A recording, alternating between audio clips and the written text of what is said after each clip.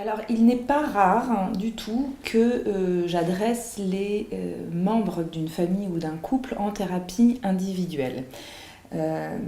c'est vrai qu'il y a une partie de la thérapie, notamment la thérapie de couple, qui est la thérapie individuelle en présence de l'autre. C'est un travail qui est très intéressant et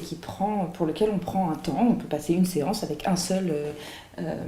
des membres du couple, hein, ou des membres de la famille, ou une majorité du temps, mais en présence de l'autre. Euh, Parfois, ou bien souvent, enfin parfois, dans ce couple, chacun des membres du couple va pouvoir aller ensuite en thérapie individuelle, personnelle, tout seul, qu'il y ait une indication ou pas qui ait été posée. Dans un espace familial notamment, ça va être important aussi de pouvoir adresser un patient en thérapie individuelle ou en prise en charge même psychiatrique individuelle, notamment quand les troubles du comportement qu'il présente sont trop importants, prennent trop de place dans l'espace familial et qui ne permet plus une attention multidirectionnelle. C'est-à-dire le fait qu'on puisse s'intéresser à chacun au cours de la même séance et de manière répétée. Cette prise en charge individuelle va pouvoir permettre alors de se dégager de l'urgence, et parce que la thérapie familiale, j'insiste sur ce point quand même, c'est pas un cadre d'urgence,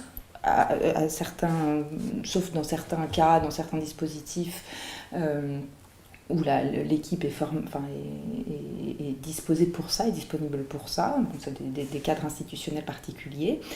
Mais sinon, ce n'est pas le cadre de l'urgence, et c'est pour ça d'ailleurs que les rendez-vous peuvent être espacés d'un mois. Donc, de pouvoir adresser un patient qui présenterait clairement des symptômes ou des difficultés, quelle que soit la cause ou quelle que soit et même j'allais dire quelles que soient les conséquences, pour une prise en charge individuelle, va aussi permettre à la thérapie familiale, au thérapeute, de décentraliser le patient et de pouvoir ne plus être focalisé sur ces symptômes tyranniques et qui coincent tout le reste des autres processus, voire qui masquent tout le reste des enjeux familiaux, un peu comme un arbre qui cache la forêt, évidemment.